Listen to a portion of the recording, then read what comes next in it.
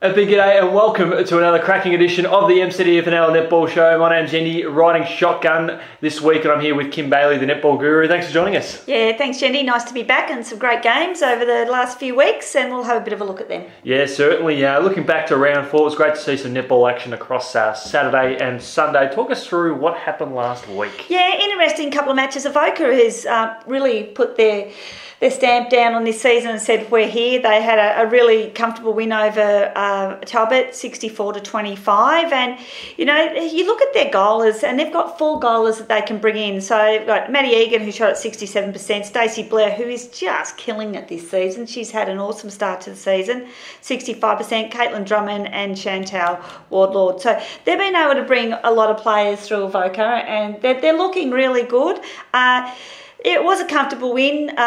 Kendall McFadden shot at 52% for Talbot, so they were a little bit down there. Overall, they shot at 50% for the game, and you know, we just can't win games when you shoot that low. So it's really interesting when I've had a look at all the stats over the weekend. A lot of low percentages, and the goalers just need to get them up. But it's also the pressure that the defenders are applying. What do you think would be the minimum percentage that you need to be shooting to win games in netball? 80%. 80%. 80%. That's at VNL level. It has to be above 80%. But this is not VNL level. But still, I think that's a relatively, you've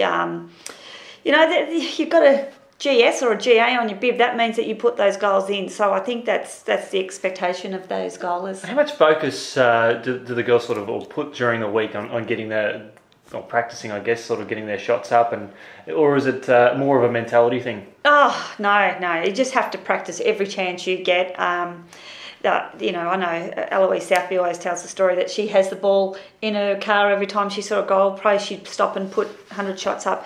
Practice makes perfect, isn't it? And to be a great effective goaler, you just need to put those goals in and practice. Get your shooting cards out and do the work. Because I guess we look at Avoca, their percentages are still in the mid-60s, so they face a red-hot team.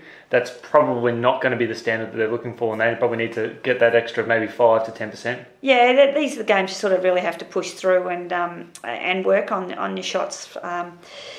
Talbot still, they're a pretty decent team as well, but they did have a day out. You know, this big score, 64-25, to keep a team to 25 goals in a 1 hour game is pretty goddamn good. Fantastic. And Carisbrook had a great win over Campbell's Creek. Yeah, Carisbrook, good effort by Campbell's Creek to score 36 goals. They've been a little bit down, but that's good. Carisbrook is right up there as well, sitting in 3rd spot, so had a really good start. You look at Sheridan Byrne and Elise Motlop together, and they're just a really great combination in defence as well. So hard to get around. They're one of the ones that I can see will be going deep into the end of the year. Fantastic. And Harcourt, impressive against Natty Alba by 8 goals. Yeah, I didn't see this one coming. When I saw this result, I was a bit surprised, to tell you the truth. I thought Natty, I really like Natty. I think their most probably has been the team to beat. But I've always sort of looked at Harcourt as one of the good teams as well. But they're again, shooting percentages were down for those girls, so they needed to lift. They most probably had more shots. But, for Harcourt, Kirley McKay and Cully Wilkins is just an awesome combination as well in defence, and they made it really hard for Natty. Tony Weir had a great game as well, and Natty's still pretty young. Caitlin and Frankie and Charnay Mills, they're only young girls and doing a great job, supported by some more experience around them. But that's a great result for Harcourt, sticking them in 4th position. I thought Natty would win that, so well done to them. Yeah, Natty Alba finishing the round in 5th position when all was said and done. Another interesting game in a low-scoring encounter. Navarre 31 defeating Lexton 25. 56 goals between the two, and both of them can score quite heavily on their day. Yeah.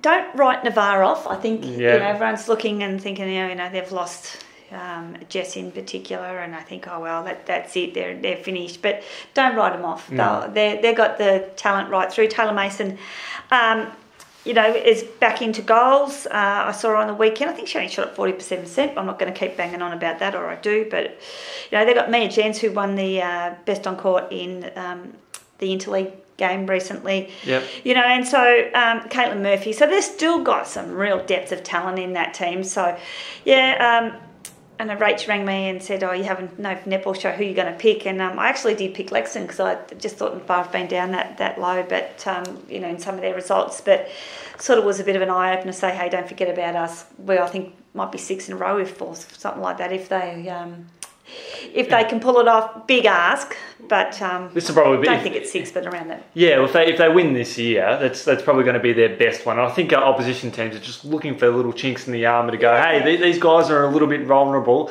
And I guess that just comes from wanting to beat them, and that's a great desire to have. Well, that's what they've been a great team. They're no doubt they've been the best team in our competition over the last 3 years. But this is what happens. People move on, you get new players through, people get a bit older, whatever. And, there's some young kids coming through. And I think, you look at the likes of Trentham and they've got off to a flyer.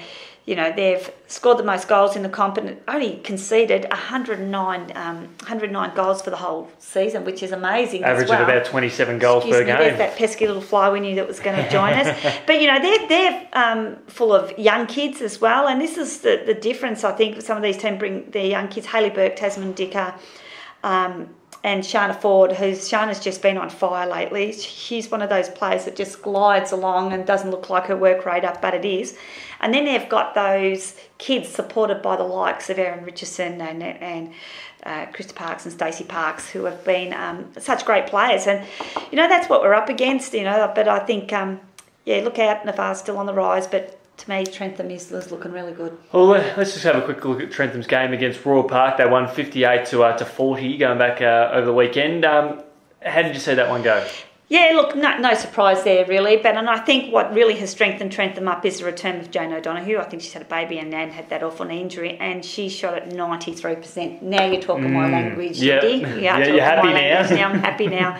But she's combined really well with Shana, and Erin Richardson has just a beautiful feeder as well, and Stacey Parks just got the ball in really lovely. No surprise. But look, Royal Park again. Young team, they'll be fine. They're struggling a little bit. They're sitting 12th. They come up against the top team, and you sort of expect a result like that. But they only lost by 18, which is not a massive amount. They didn't get blown out the water. And to score 40 goals I think that's more than any other team has scored against Trentham so far this year. Yeah. You look at your 15-minute game. You'd normally like to score around 15 goals a quarter. That's a VNL level, so this level at least 10. So they've most probably hit that mark as well. So some good some good signs there. It's certainly good signs there. Maryborough Rovers defeating Denali by 6 goals. A nice little close game there between the two sides. Yeah, Rovers are travelling okay. They're sitting 7th. And Denali, I don't think anyone could be upset. That was a really close game, 36-30. Denali's struggling a little bit, but I'm sure they'll bounce back. They certainly will. And the final game of last weekend, on the Sunday, it was Malden 40 defeating Newstead 34. Just to cap off another game, I think it's the third game over the course of last weekend that was decided by 6 goals. Yeah, it's interesting, isn't it? Malden's doing really well. They're sitting 9th, and Newstead... Yeah, this was a really close game, 9th and 10th now after that. But Nikki Bell through to mid-court for Newstead has been absolutely ripping the court up at the moment. But she just maybe didn't have as much support as she needed. And Denali, got a really good win in the end, so that's a good result. Sensational. As we turn our attention to round 5, it is Indigenous weekend right across the MCDFNL, so great to see all the clubs doing a little bit for the event and recognising Indigenous Australians. And the first game we'll pump up is Avoca versus Talbot. And Kim, you did speak up that Avoca have been quite impressive this year. Yeah. They're flying at the moment. Yeah, they're looking really good, really strong. Tough asks, Avoca sitting 2nd, Rovers sitting 7th. I think it'll be a good game. I think it'll be a really competitive game. I said Stacey Blair's been killing it as well. But yeah, I'll have to go for Avoca. What about you? Yeah, I'm going to definitely go to Avoca on that one there. So no arguments there, considering where the two teams are placed on the ladder. Should be a cracking game between the two sides. And Harcourt versus Royal Park. Yeah, as I said, I spoke about Harcourt, and they just pulled off a great win last week. And I think they're going to be hard to stop. So I'll have to go for, sorry ladies, I have to go for Harcourt. Did like how Royal Park went on the weekend, scoring 40 goals against one of the flag favourites. I'm going to have a crack at them. I'm going to bank on them to score at least 40 more to get their first big W of the season. Yeah, pretty hard when you're coming up against the second best defensive unit in the competition at the moment. But good luck, Chris. Good luck with that one. Trentham were the best defensive side in the competition last week, so it looks like I'll be backing them to keep going. Yeah, no, I don't have to agree with you on that one. I think Harcourt's going to be too strong. And that was a horn that made me look like an idiot just blowing off then. So. Not the fly. Maldon versus Trentham. Trentham sitting on top of the ladder. Maldon sitting in ninth, having 2-2 from 4 games. How do you see this one unfolding? Yeah, look, Trentham. What can we say? They're just flying along. Alyssa Kyle is playing for Maldon, and she's a great little shooter too. She's just a real pocket rocket. But Trentham just strong all over the court. I can see this be a comfortable win for them. No arguments there. Talbot v Lexington. Talbot, they've yet to open their account this year. Lexington 3-1. It seems to be the latter positions could help determine this one. Yeah, look, Lexington, Rach Fiedman's done a really good job with them. Heather Tweedle's having a really great season as well. I think they'll just be too strong. And they won't like losing to Navarre last week. So I think that's, they were disappointed. That was a game that got away from them. So I think they'll bounce back. Another interesting game coming up, Denali versus Newstead. Yeah, I'm going Denali.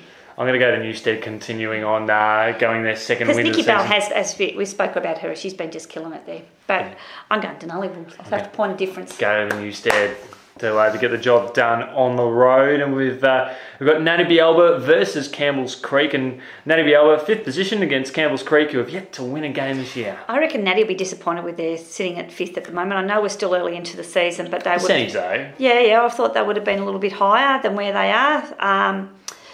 So I don't think they'll drop this game. Yep, can't see that happening at this stage of the season. And the final game of the round, we've got Navarre and Carisbrook. Navarre doing what they have to do, 2-2, and Carisbrook 3-1. Can Navarre get the job done? This will be the game of the round, I think. You look at Meg Jensen and Caitlin Murphy, and Meg Newton's been playing awesomely for Navarre, but then you've got Sheridan Burn, Liz Muttram, Emma Rump. They're just full superstars, both of these teams, and it'll be a really great game. It's a hard one to pick. We know that Navarre can dig deep, but I just don't know if they've got the shooting capacity to outfire Carisbrook. I'm going Carisbrook.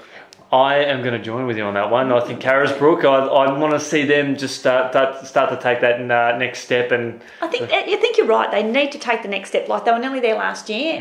They just fell short. So they need to take this next step to say, we're in contention for this. We're going to challenge you guys. So I think you're right. And then they need to beat a good side like Navarre as well. And if Navarre win, well, their season's right back on track. Not that we can't really call them off too early in the season. No, we'd never write them off. And we can't forget, of course, Maryborough Rovers and Avoca is the big Sunday game. So after you've finished watching netball on the Saturday, get your backside trackside to Princess Park and watch another cracking game between two sides there. Kim, thanks so much for joining us on the latest round of the MCDFNL Netball Show. We look forward to catching up with you soon. See you later.